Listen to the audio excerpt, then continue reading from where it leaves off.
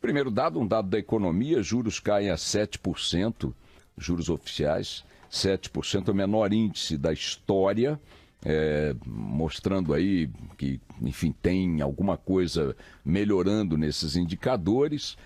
Muita gente diz que os juros caíram porque a atividade econômica desacelerou muito, e é verdade, a recessão impôs o esfriamento da atividade econômica. Com a atividade econômica menor, os preços também sobem menos e a situação dos juros tem que acompanhar a ausência de pressão inflacionária, então está caindo. Ainda há setores da economia que consideram os juros brasileiros elevadíssimos diante do que poderiam ser, e outros que ponderam que, descontada a inflação, nossa taxa real de juros cai aí para algo em torno de 4,5%, 5%, o que é um nível bastante aceitável para um país com o histórico inflacionário do Brasil. De qualquer maneira, eu faço parte daquela turma que fica na geral do Maracanã, que nem existe mais, gritando que quero menos juros, menos juros, menos juros. Deste discurso compartilham setores ligados à produção. Quanto menor o custo do dinheiro, maior a atividade econômica, maior a oferta de crédito. De qualquer maneira, fica aí o dado histórico. Estamos com a redução para 7% ontem determinada pelo Copom. É o 10º corte consecutivo na taxa de juros. Uma nova queda para 6,75 pode ser anunciada em fevereiro, segundo o Estado de São Paulo, mas o Banco Central deixou claro em comunicado que isso depende da aprovação da reforma da Previdência. Não sei se isso é conversa para ajudar a reforma ou se é fato. A tendência é que o juro possa cair um pouco mais, e é bom que caia, independentemente de reforma da Previdência ou de qualquer outro fator aí relacionado ao que tramita no Congresso. Olha, os outros assuntos eu queria até dividir com você, Barão e Carla Bigato, conversas internas de redação, né?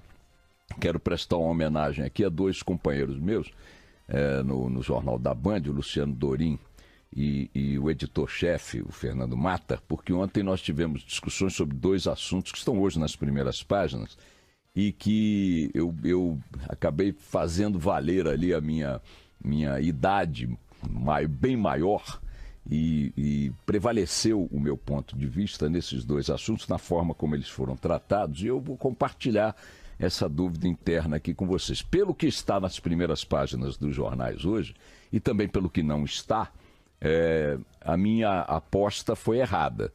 Se nós tomarmos como valor absoluto o conjunto da leitura dos jornais em relação a determinados fatos. Se isto for um valor absoluto, o certo é o que todos fizeram.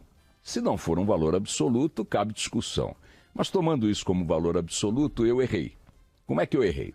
Primeiro fato, o discurso de Tiririca ontem na Câmara dos Deputados.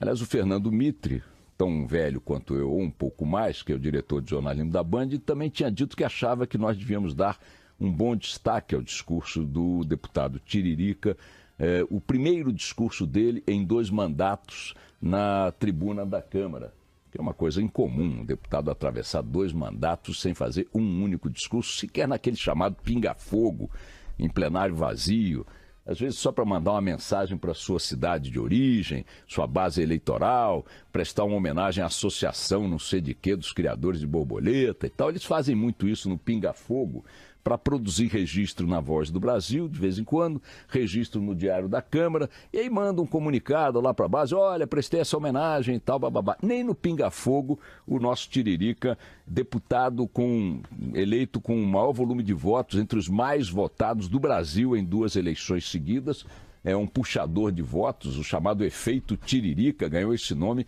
porque graças à grande votação dele, ele puxou outros deputados para a Câmara nas 2 eleições, né?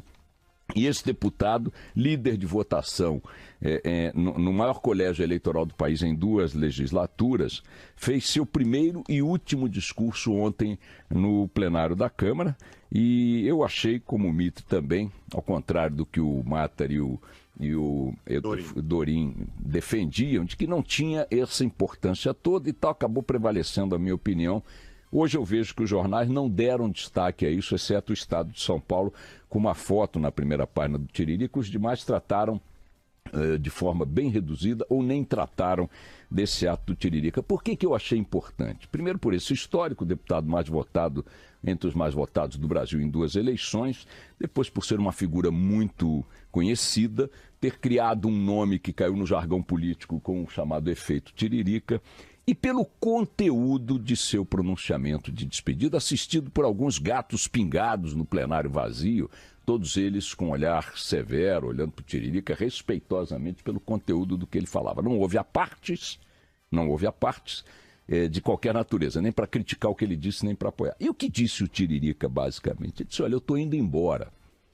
Em outras palavras, isso aqui não é ambiente para mim, estou fora, eu sou um palhaço profissional, mas nunca brinquei aqui dentro, votei de acordo com o povo, no entendimento dele, ele votou a favor do impeachment e também votou a favor do afastamento de Temer nas 2 ocasiões em que esse assunto foi votado na Câmara dos Deputados. Nos 2 episódios, tanto o impeachment quanto os processos contra o Temer, a opinião pública foi amplamente favorável às 2 questões. Então ele pode argumentar sim, errado ou certo, não importa entrar no mérito, que ele votou com a maioria da opinião pública nesses episódios. Apresentou 17 projetos ao longo de seus 2 mandatos, teve apenas um aprovado e mesmo assim ainda falta passar pelo Senado, que é um projeto absolutamente aceitável, estendendo às atividades circenses os benefícios da Lei Rouanet. Ele, como palhaço profissional, entendeu, e com razão, que a atividade circense deveria receber recurso da Lei Rouanet. Isso foi aprovado na Câmara, não está aprovado ainda no Senado. Vale dizer, portanto, que Tiririca não produziu um único projeto que chegasse ao desfecho de ser transformado em lei, o que não transforma em demérito aquilo que ele apresentou sem sucesso, como isso, por exemplo. Um país que tem uma lei de incentivo fiscal, que patrocina show de rock de bandas estrangeiras, que patrocina espetáculos milionários com ingressos inacessíveis ao povo, não haveria por que a atividade circense, tão tradicional no Brasil, não ter também acesso a esse benefício fiscal. Então ele disse, eu nunca brinquei aqui dentro, votei de acordo com o povo, não fiz nada de errado. A gente é bem pago aqui, a gente ganha livres R$23 mil, temos carro, temos apartamento e tudo mais. Eu ando de cabeça erguida e deputados não conseguem fazê-lo. Já vi deputados se escondendo. Para o povo, isto aqui é uma vergonha. Tiro estes trechos dos jornais. Ouçam o que o Tiririca falou agora na própria voz do deputado. A gente é bem pago, a gente tira livre 23 mil, se eu não me engano, livre para a gente. A gente tem apartamentos, direito carro, eu uso meu carro, eu não preciso do carro da Câmara. Mas a gente tem toda essa mordomia, sem falar na carteirada que muitos de vocês, né? Então, a gente sabe que todos nós ganhamos bem para trabalhar, nem todos trabalham, né? São 513 deputados, só 8 mais assíduos. Eu sou um dos 8, um palhaço de circo, de profissão. Nunca brinquei aqui dentro. Eu ando de cabeça erguida porque eu não fiz nada de errado. Eu ando nos aeroportos aí de cabeça erguida, mas eu acho que muitos dos senhores não têm essa coragem. Andam até disfarçados. Então, é o seguinte, esse é o discurso de despedida de um deputado, muito mais marcado pela caricatura e até pela forma como ele mesmo se apresentou ao público, uma campanha eleitoral fazendo piada, etc. e tal. O antipolítico. O antipolítico, pior que tá não fica, vote no Tiririca e tal. O que não desmerece, não desqualifica, e essa foi a razão pela qual eu achei que deveríamos dar destaque ontem no Jornal da Band, ao que ele fez, não desqualifica em nada, em uma frase, em uma palavra, em uma vírgula, em uma abordagem, o que ele disse. O povo enxerga aquilo ali como um antro de vergonha. O parlamento brasileiro é dominado por quem não tem condições morais de andar nos aeroportos, nas ruas e locais públicos. Deputados, de fato, vivem na clandestinidade no exercício de seus mandatos, porque sabem que se botar a cara no meio da multidão, a coisa fica esquisita. Ali, poucos trabalham para merecer o salário que recebem e as mordomias das quais usufruem. Aquilo, repetindo o que disse o Tiririca ontem de forma lapidar, é um antro de vergonhas. E isto, dito pelo Tiririca ou pelo poste da Câmara, É algo que precisa ser colocado com destaque para que as pessoas reflitam a respeito cada vez mais. Se é alguém do lado de fora que grita isso, é porque alguém que está querendo gritar contra o parlamento, contra a democracia e tal. Se é alguém lá de dentro, a coisa muda de figura. E Tiririca é alguém lá de dentro com as maiores eleições em 2 mandatos. Então quero prestar aqui a minha homenagem ao palhaço Tiririca e dizer que, a despeito de um único discurso na tribuna da Câmara, trata-se de um dos melhores, talvez o mais sincero discurso que ali de dentro se ouviu nos últimos 8 anos. Talvez até em muito mais tempo aqui, então, a minha saudação ao deputado Tiririca. Ele não fez nada do que possa se envergonhar. Foi um dos deputados, um dos 8 deputados mais assíduos no trabalho no Congresso Nacional ao longo de 8 anos. E se aqueles caras todos ali dentro, que acham que o Tiririca não merece respeito pelo que diz ou pelo que fez, repetisse o comportamento do Tiririca apenas no básico, comparecendo ao trabalho, abrindo mão das mordomias, compreendendo que o que ganham é muito para um país onde a maioria da população vive miseravelmente, se todos ali adotassem apenas essa conduta, talvez não produzissem grandes pensatas políticas, históricas, filosóficas, talvez não definissem grandes planos globais ou nacionais de desenvolvimento, mas teriam outro tipo de imagem diante da população e dos contribuintes que pagam seus salários. Nesse sentido, o discurso do Tiririca é exemplar e sua atitude dizendo, esse ambiente aqui não é o meu, isso aqui não é lugar para gente de bem, da forma como funciona, é uma referência que eu acho que a gente devia mesmo enfatizar, embora reconheça que perdi na percepção da avaliação da imprensa.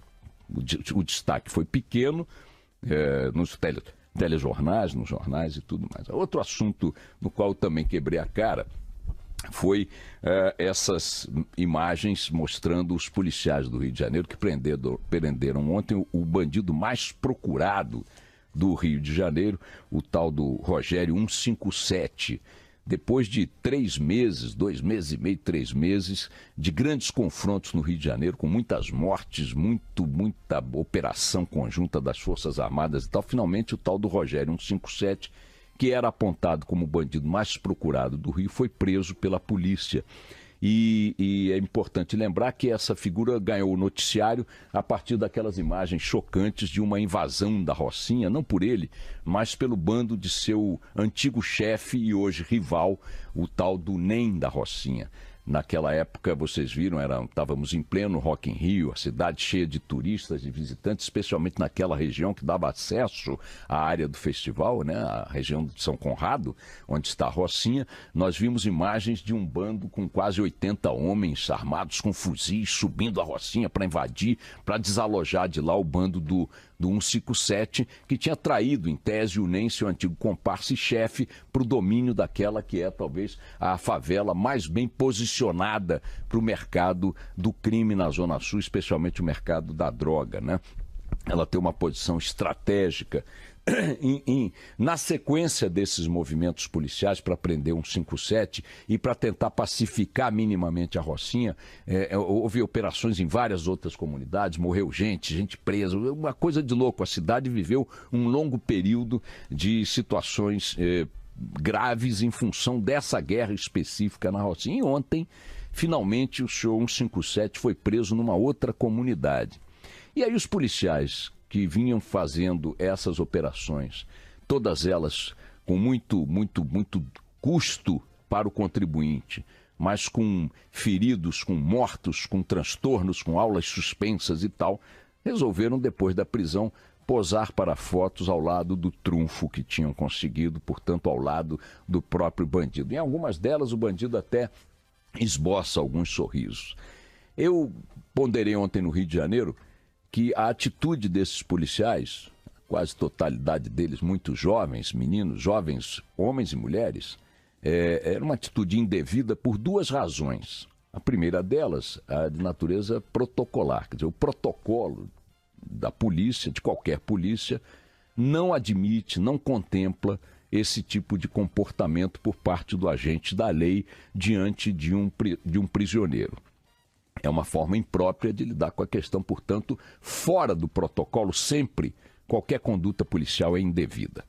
Atirar em carro em perseguição, atirar antes de pensar, bater em preso, tudo isso é fora do protocolo. Nenhum protocolo policial contempla esse tipo de ostentação. Portanto, é uma atitude indevida. E o segundo ponto pela qual ela é indevida é mais grave ainda, no meu ponto de vista, que é o seguinte: esses policiais, deliberadamente, puseram suas caras descobertas diante da internet, do mundo, portanto, expondo-se num ato como esse a riscos que não deveriam se expor, porque é evidente que eles passam a ser figuras mais visadas do que se não tivessem se exposto.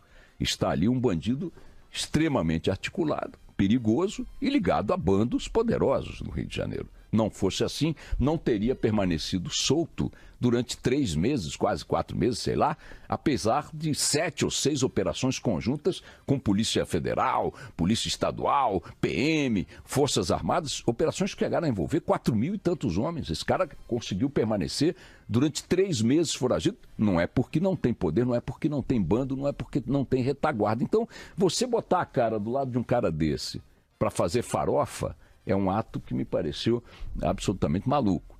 Mas onde é que está a discussão de ontem, rapidamente? É que eu achei que isto não devia ser destacado no noticiário, quando um outro aspecto, para mim muito mais relevante, se fez presente nessa operação de ontem, que foi a seguinte, Carla Bigato.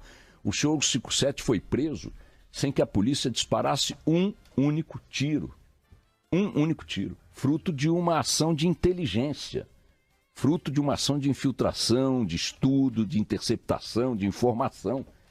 E num estado, numa realidade, onde cadáveres são empilhados o tempo todo nas comunidades por causa de confrontos policiais que priorizam o tiro no lugar do cérebro, me pareceu que o importante a exaltar teria sido o resultado da prisão com esta característica de predomínio de uma ação de inteligência.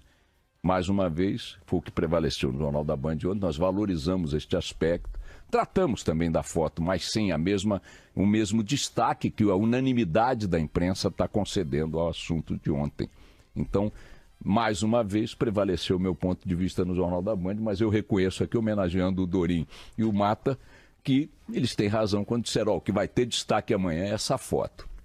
O erro infantil desses policiais impediu que hoje a manchete fosse a seguinte: pela primeira vez em muito tempo, a polícia do Rio de Janeiro consegue valorizar a inteligência no lugar do confronto, numa operação que resultou num grande trunfo, qual fosse a prisão do bandido mais procurado da cidade. É uma pena que a inteligência tenha cedido espaço à farofa nas edições de hoje dos jornais. Vamos lá.